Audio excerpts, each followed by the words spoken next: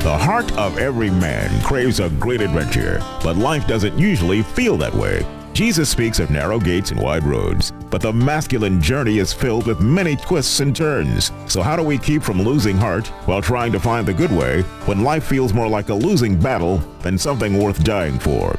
Grab your gear and come on a quest with your band of brothers who will serve as the guides in what we call the masculine journey. The masculine journey starts here now. Welcome to Masculine Journey. We're glad that you're with us, and by the time you hear this, we may be in the middle of a snowstorm. Whoa. Yeah, because we record earlier in the week, and then we play it on Saturday, and so far, if they're correct, you guys could be snowed in and have to listen to us. Mm-hmm. Yeah. I think it's already melted. Oh, has it? Okay. Yeah, it's a bad forecast. If you're not from North Carolina, it's going to be supposedly a lot of snow coming this weekend. Well, it's everywhere. I mean, it's not just North Carolina. It's literally from Texas to here and up into New England and all the way down to southern Georgia. Oh, so you'll be wherever you're at. It's Snowmageddon. Snowmageddon is happening right now somewhere. I guess that's what I get for not watching the news for the last decade or so. Anyway, welcome to Masculine Journey. We are returning to our Foundation series. Yes, I know we took a little bit of time off from that just to focus on the holidays, on Christmas and New Year time, and then talk about our Word of the Year, which we will get back to that in a few weeks. We have one more rendition of that to go through, one more edition, whatever you want to say, on that. Whatever the correct word is, I'm sure Jim will tell me here in just a little bit. But anyway, we're going to be talking about the beginning of this whole ministry. You know, we're calling it In the Beginning, and actually we're going to start a little bit before the beginning of the ministry, you know, and how that happens. Kind of like the John 1:1. Yeah, in the beginning, you know, the Word was God, beginning. the Word was with God, yeah. And so, Darren, let's start with you, if you don't mind, on how did this start to come up to be, you know, what we are today? Oh, man. Well, I went to a boot camp out in Colorado in 2008. Jim had already been to one by that time. You had already been to one by that time. But we didn't know each other. No. We didn't even know each other existed. Mm-mm. But went to a boot camp, went back to another one in March of 2009. And kind of for the first time, heard God speaking to me in a kind way. I had, all the way back in probably 2003, told God, I'm done with ministry. I had pastored 3 churches over roughly about 20 years. And I'd said, I'm done with ministry, not going to do that again because you can't protect me, ultimately. This was the perhaps agreement that I was living under at the time. But God was working on that, and I went out to Colorado because I was a very broken guy, and I was looking for some healing, and went to the first boot camp, didn't get all that I was hoping for. Went back to one a few months later, and kind of went with no expectations, and God showed up in a huge way. Came back to North Carolina, excited. Met Jim at that boot camp actually on Sunday morning before we packed out to go home. Didn't know he existed either, but he and I lived roughly in the same community. So we chatted for just a moment and said, yeah, definitely, let's get in touch when we get home. And but I came home and talked to Sheila about it and prayed about it because I did feel like God had said to me at that boot camp, all right, go take this to other broken guys just like yourself. I had a lot of objections to that, but Sheila and I went to a movie a few weeks later, and that movie was Defiance. And if you don't know the story of Defiance, it's about a group of brothers that are just about as broken as you could possibly be and messed up and everything else. And they end up saving thousands of Jews during the Nazi Holocaust. And when I walked out of the theater, I couldn't say much, but I did look at Sheila and say, okay, if those guys, true story, if those guys can do that, I don't have many excuses left for not doing what God's called me to do. And so started looking in the phone book. That was a thing we had back then, for you younger listeners. No, I looked online, looked at Ransom Heart Allies and things like that, found this weird ministry called Good Heart Ministries in Kernersville, North Carolina, and called the guy up, and it was you. Yep. And so we began that conversation. And so for me, it started, I went to my first boot camp in 2002, and I came back excited. I lived in Indiana at the time, and I came back excited because I wanted to do boot camps. I just knew in my heart I wanted to do boot camps, and so I was so arrogant about who was going to be in my band of brothers. I was going to have one. I had everybody's name written in a book, right? These are all the people that are going to be doing this. They're going to be excited. They're going to do this, with me. I don't think any of them ever read the book as far as I know when I gave it to them, and got shot down. And I had other friends that had went with me, and they were starting to do boot camps in other parts of Indiana. And I'm like, wow, God, I guess it's just me, that you don't want kind of thing. And so I went back again and went a third time to advance camp. And that's actually in 2005, when I heard him tell me Good Heart Ministries, and so that's a story for another day. Because that was a monumental talk that helped me with some really woundedness, was the good heart that they talk about. So I came back, and by this time in 2007, God enticed me to come down to North Carolina. Didn't anticipate ever coming down here. Came down here about 2 years later. My company that brought me down shut their doors, and my wife and I had to decide in late February of 2009, were we going to stay in North Carolina or go back to Indiana. All of our family was back there. A safe life was back there. We both felt like he called us to stay here, even though I wasn't sure what that looked like. And so we stayed here, and it wasn't a week later that I got a call from Darren saying, hey, would you be interested in doing some boot camps? I know you don't know me, and it was like, okay, God, thank you. That was an answer to prayer, and we'll talk about it from there. But Jim, what about because there was 4 of us that started the original boot camp, right? Yeah. My experience going into it in 2003, I had no clue about this at all. And a good friend from seminary, Tom, sent me you need to go do this on your way to Alaska. Because God had spoken to me basically, I'd heard from him multiple times in my life, but this was the first, here's your assignment, and it was to go to Alaska. That's all we really do.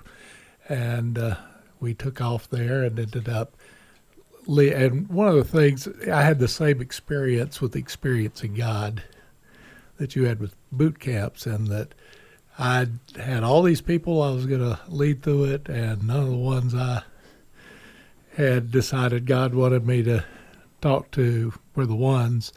And the first one I did, we started with 8 people and ended up with one other couple. And that grew into my leading multiples, and that's what we did in Alaska. But on the way, I went to see Barry Strickland doing a boot camp, and it was a week-long boot camp. So we basically had one lesson a day almost. And the rest of the time we were fishing and having a blast. And that hooked me, and he gave me a copy at the end of the week of The Wild at Heart. And I took it home and read it, and God hooked me again.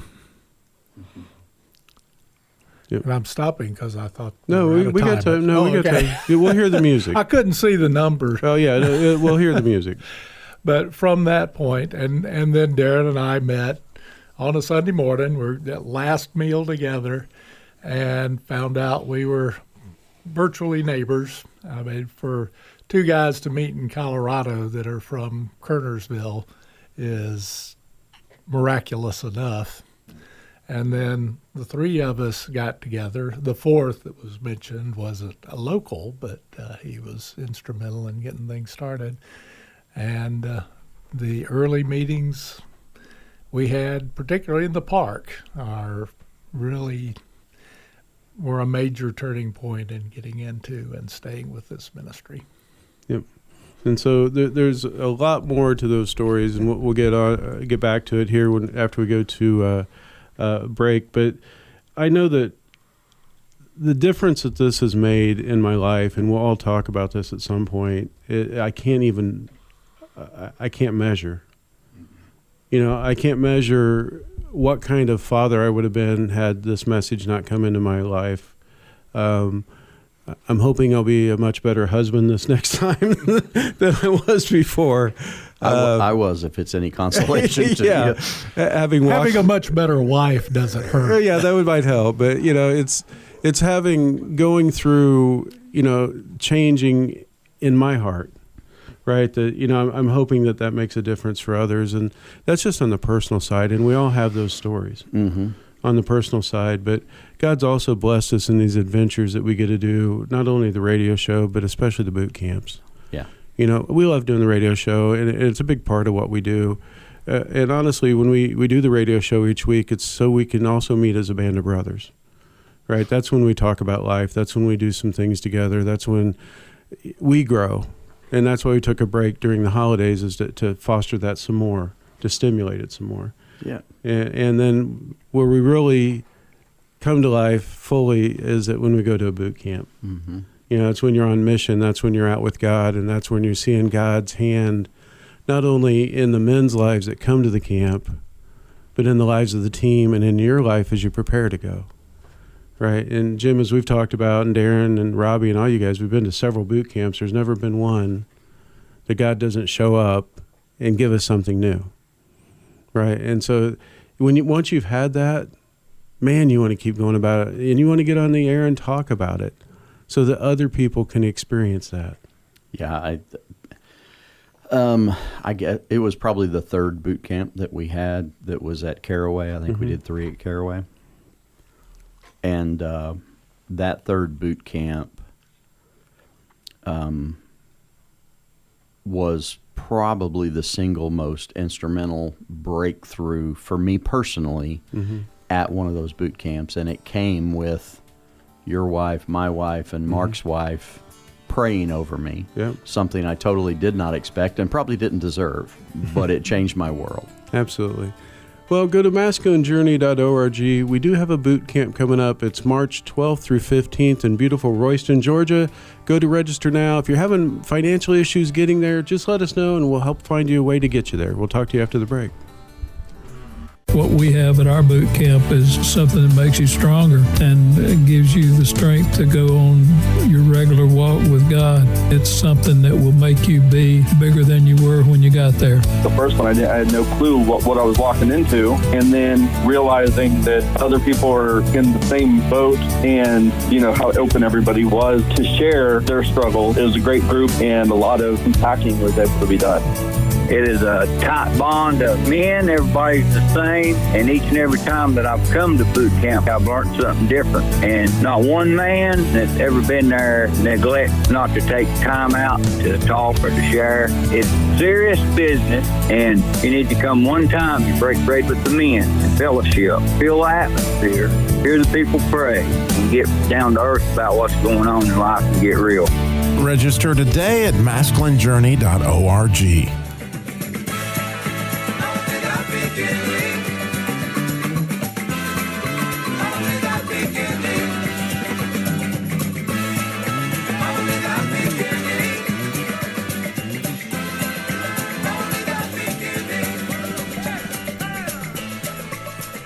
Ironically, that's the end of that song. I just thought about that. That's Chicago, and it's called The Beginning, right? And so they play that for about, it seems like a minute, at the end of that song. But, I was trying to find a clip that talked about the beginning, because the topic of the show was in the beginning.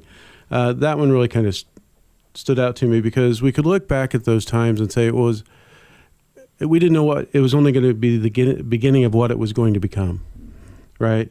And all the obstacles we'd have along the way, right? And all the heartbreak, and I think we would have still done it if we knew all those things. But, I'm glad we didn't know when we got started. I think you said it right. I think we would have, Yeah. I'd like to think that we would have. Yeah. But there has been, some pretty brutal heartache that we've gone through together, helping each other through at times, or causing to each other accentuating at times. the hurt. Yeah, exactly. Yeah, we have. Well, Darren, I wanted to go back to the clip that you had. You talked about seeing the movie Defiance, and so we're going to play that trailer, and I want to come back and just have you kind of talk about what hit you in that thing. Here we go.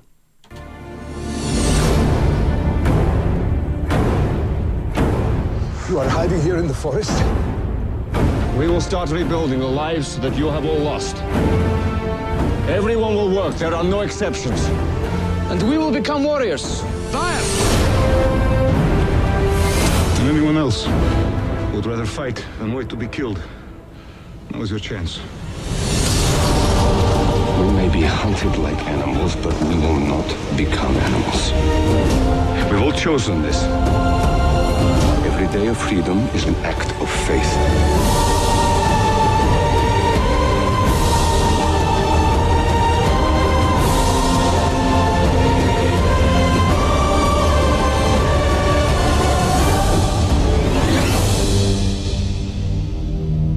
I almost lost my faith, but you were sent by God to save us. So what you heard there at the very end, obviously, was the rabbi, the guy that should have been the community leader, that should have been leading, and did in a lot of ways. Absolutely. I don't want to minimize that. But God used some people that did not have it all together instead of those people who seemingly did. Right. God used those brothers and a few others to come together, and one person at a time, 5 persons at a time, gather people out in the forest. And they, oddly enough, didn't want people to come follow them. They just went out to the forest to hide and to basically deal with the massive hurt that just happened in their life because their family had been massacred. And they came home to that one day, and all 4 of them ended up out, kind of in the woods, and found each other. And then before long, one person and then another person and then another person came.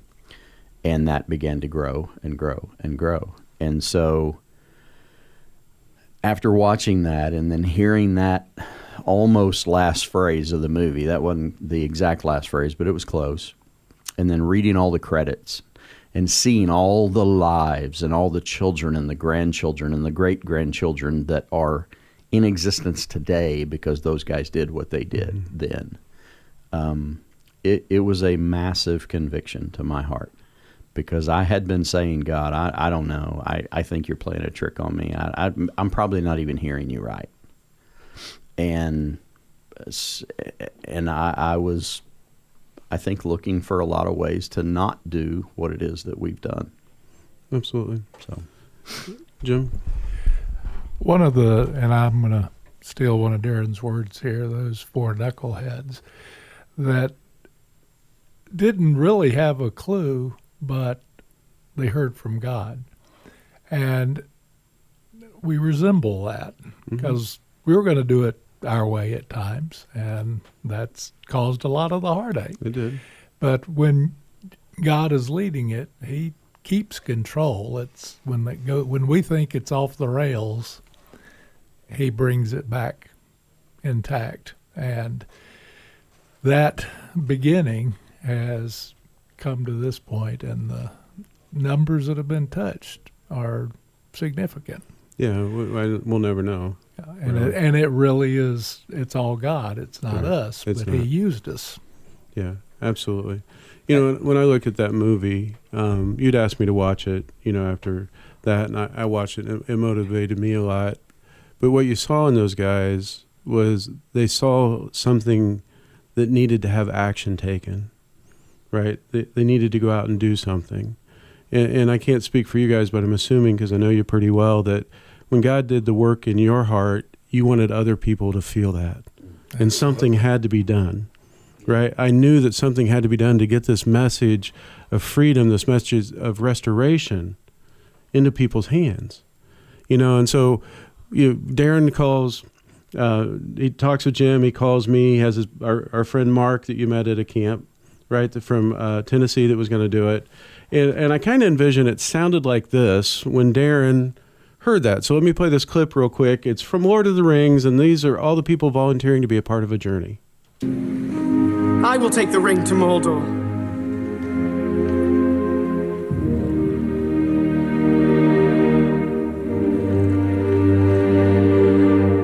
Though I do not know the way. I will help you bear this burden, Frodo Baggins, as long as it is yours to bear. If by my life or death I can protect you, I will. You have my sword. And you have my bow. And my axe. So as I was watching this clip, it made me laugh a little bit. I mean, Darren, you don't look anything like Frodo, but in this scenario, you are Frodo, right? You're going to do this thing, God's laid it on your heart, and without you being the catalyst, it never would have happened. I really don't believe it would have happened, because I don't think any of us would have taken that initiative. And so with you, that happened, and you're the Frodo in the story. And Jim, I'm going to make you Gandalf because, you're very tall, and you often walk with a staff, right? Mark, I would have to put maybe as Legolas, I'm thinking, just because, you never know where Mark's going to come from. We love him dearly, but Mark gets us to see things other people don't, right? And then I would just have to be Gimli because I'm shaped like him, And it's kind of funny that in that, the characters I identify with most are Samwise and Gimli. Yeah. And at 2 meters tall, I'm not close to either of them. No. And then, the other hobbits like Harold came along later in the story. And so we'll let him speak in the next show at the After Hours. But no, we spend a lot of time on the beginning of the beginning, and when we get into After Hours, we're going to go faster through some of that story and let some of the other guys talk about when they kind of came into the picture and what that's done for them. So if you've enjoyed this, please go and listen to the After Hours podcast. If you listen to us on the radio, if you already listened to us on podcast, you already know it. So, I don't really have to talk about that. But guys, as we're getting ready to finish up with this first segment, is there anything you'd like to add that we didn't get a chance to say? Is there anything that comes to your mind? This is as cheesy as anything I've ever said. But if there are guys out there listening and they know how broken they are, that's the key. Right. Number one, know God, know how broken you are. If you're arrogant enough to think that you've got the answers, go ahead and pause. But if you're broken and you know that God's working on you and you're dealing with your woundedness and God's called you to do something like this, take the risk. Yeah. It may not happen for years as it didn't for you. And it may be very scary like it was, for me. Whole nother story for different days, but I had run ahead of God a lot in my life. And so he had to convince me that he was faster than I was. And he finally did. And so I would generally say, be careful, find a band of brothers, don't do it by yourself, and, take the risk, but be very careful with each other's hearts because it will not be easy and you will hurt each other. Absolutely. Absolutely. One of the things in that clip that hit me, and this is about freedom, so we can sit and wait to die, or we can fight for our freedom. That wasn't an exact quote, but and this was a very freeing experience over the decades now that this ministry has been in my life. And I don't want to go back to the slavery that most Christians are in, whether they realize it or not. Yeah, I know that there's times, guys, that honestly on Tuesday night, I'm tired. I've had a long day at work. whatever the answer is, I don't really feel like coming. And I know those are the days I really need to, right? Because without this connection that you guys bring to me every week, my life would be significantly different. And it keeps me grounded. I love the radio show because it keeps us in the topics that bring us more freedom, right? That bring us more restoration, that bring us more intimacy with God. Because you can't try to find a clip without God speaking to your heart on it. I mean, you just can't. I mean, I guess you probably could, but you'd be wasting that time. And so it's pretty cool that how God continues to use that to shape our hearts and to continue to move us more into a deeper relationship with Him. Because that's where we're going to find all these things that our heart calls for. I feel like I have to say that guys wouldn't be listening to us right now had Robbie not tried to talk me out of doing radio. Several years ago. That was probably the thing that I needed to hear the most to go, okay, let's do it. But what guys are experiencing today through the airwaves, Robbie's primarily responsible for. Yeah. Well, we appreciate you listening to this beginning of this. It's not going to be a series. It's going to be a couple shows in the beginning. And next show we'll talk through some of our good parts and our bad parts a little bit. We'll mention those, and we'll really get to the other guys and let them speak on how this ministry's moved their heart and continues to move their heart. Go to masculinejourney.org to register for the upcoming boot camp. It's March 12th through 15th. If you haven't seen Royston, Georgia, you need to. It's a really cool area. Lots of cool things down there. If you need anything from us, just reach out to us.